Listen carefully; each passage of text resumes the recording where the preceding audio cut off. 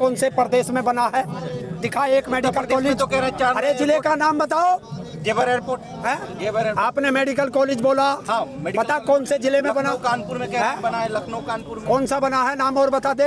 Adani airport है या Ambani medical college है? बताओ। या रामदेव कॉलेज है?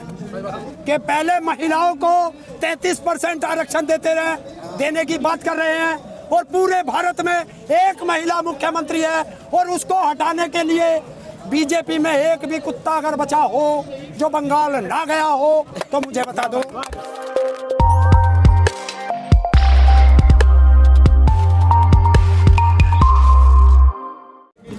4 साल उत्तर प्रदेश बेहाल। बेहाल। सुनिए, बेटियों की हत्या हो रही है, किसान के गन्ने का पेमेंट नहीं, किसान का धान आधे रेट में बिक रहा है और रात को 2 बजे बेटियों की डेड बॉडी माँ बाप को नहीं दी जाती, केरोसिन डाल के जला दी जाती हैं। शमशान घाट से घरों को लाश आती है, घर घर ट्रेन जाती है सवारी लेने, और इससे बेहाल क्या है उत्तर प्रदेश? नए एयरपोर्ट, 50 नए मेडिकल कॉलेज, ये दिखाई नहीं दे रहा। बता कौन से प्रदेश में बना है? दिखा एक मेडिकल कॉलेज। तो कह रहे 4। अरे जिले का नाम बताओ। जेवर एयरपोर्ट है। जेवर एयरपोर्ट। आपने मेडिकल कॉलेज बोला। हाँ, बता कौन से जिले में बना? कानपुर में बना है। लखनऊ कानपुर में कौन सा बना है? नाम और बता दे।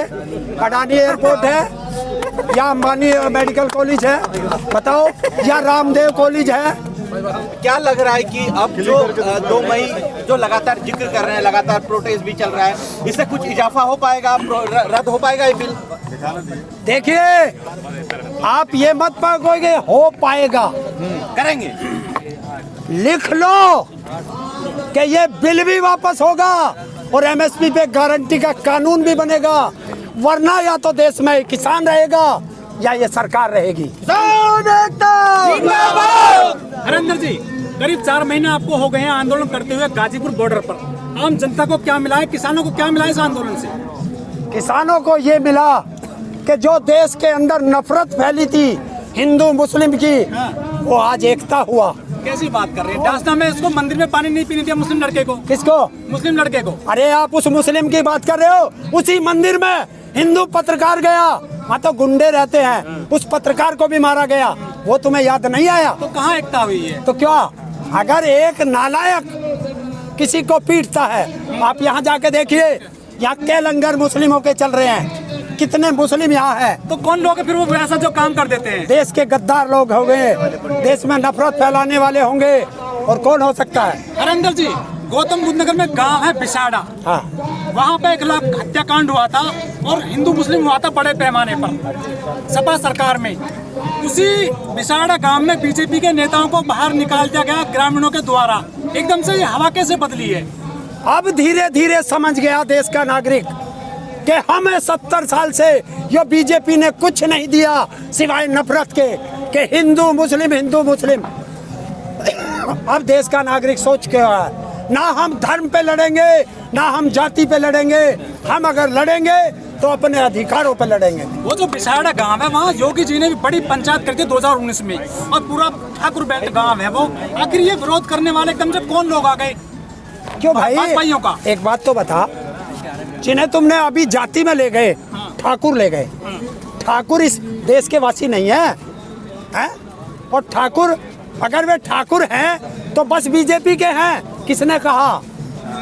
84 गाँव बोला। 84 गाँव में किसने कहा वे सारे बीजेपी के हैं? वो तो देशभक्त लोगों में भी है।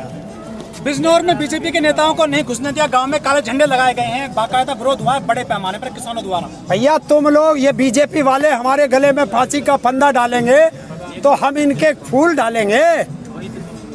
जो भी बीजेपी का है, जब तक किसान की मांग पूरी नहीं हो जाती किसी भी गांव में घुसने नहीं देंगे।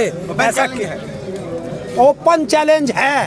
अरे तुम बीजेपी नेताओं की बात कर रहे, हमने तो बीजेपी का मुख्यमंत्री जमीन पे भी नहीं उतरने दिया। तुम क्या बात कर रहे हो? हरियाणा में किसान आंदोलन चल रहा है पूरे दिल्ली एनसीआर में, दिल्ली के बॉर्डर्स पर 4-5 राज्यों में चुनाव है, कितना असर डाल पाएगा ये आंदोलन? देखिए, इस समय बैलेट पेपर से आज कराओ, ईवीएम से नहीं। सुपड़ा साफ। ईवीएम तो इनकी फिट है। देश के अंदर ईवीएम का हर व्यक्ति को विरोध करना पड़ेगा। ईवीएम हटाओ, बीजेपी भगाओ। लेकिन मोदी जी कह रहे हैं कि सोनार बंगला कर देंगे बंगाल में, ठेला हो बे, नए शब्द आ रहे हैं वहाँ पर। बीजेपी दबाव बना रही है दीदी पर। तो हम भी पूछ रहे हैं कि पहले महिलाओं को 33% आरक्षण देने की बात कर रहे हैं, और पूरे भारत में एक महिला मुख्यमंत्री है, और उसको हटाने के लिए बीजेपी में एक भी कुत्ता अगर बचा हो जो बंगाल ना गया हो तो मुझे बता दो। सर आप भी तो गए थे बंगाल, आप भी तो गए थे नहीं, मैं नहीं गया। किसान तो गए हैं ना। अरे किसान क्या करने गए? किसान अपने किसानों से ये कहने गए कि जो नेता तुम्हारे द्वारे आए उससे पूछना कि मेरी एमएसपी क्यों नहीं मिलती है। क्या ये अपराध है? क्या ये प्रचार कर रहे हैं क्या किसान भी अपने जाकर किसी पार्टी के लिए? देखिए, मैं फिर कहता हूँ, अगर इन नेताओं ने इतना विकास देश का किया है और इतना इनका प्रचार ठीक है, और देश को इन्होंने सारे को सोना बना दिया, सोनार बंगला बनाएंगे कि वो उत्तर प्रदेश हीरा हो गया, हरियाणा कोहिनूर हो गया, तो इन्हें प्रचार की जरूरत क्या? बताइए। और देश का सबसे बड़ा नाश करने वाला ये मोदी है। क्यों? कि भाई एक बात बताओ, उत्तर प्रदेश का चुनाव तो नेता चुनाव लड़ेंगे, जो प्रधानमंत्री देश का है या बीजेपी का? पहले आप बताओ आप।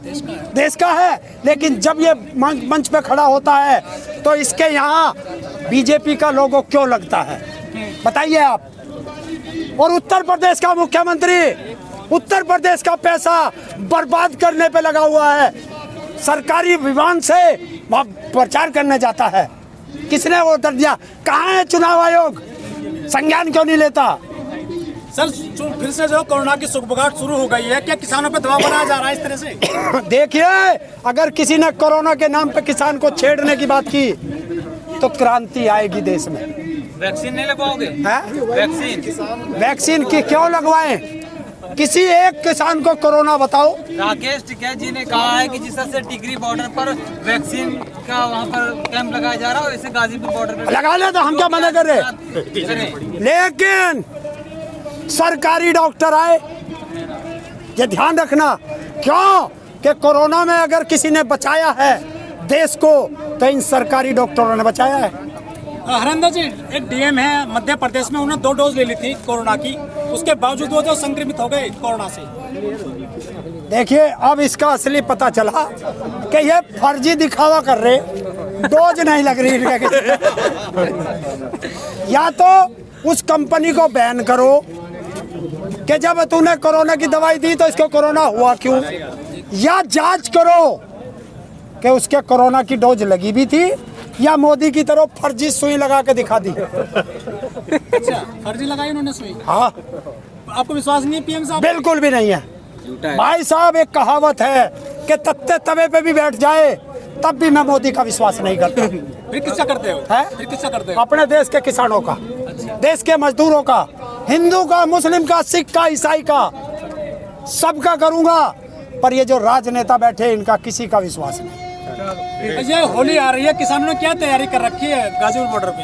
होली यही खिलेगी, यही खिलेगी, और शाम को होली जलेगी, और सुबह अपनी मिट्टी, खेत की मिट्टी से हर किसान होली खेलेगा। होली का होगा या और कोई होगा जो जलेगा जिसमें किसान होगा, देश का किसान होगा।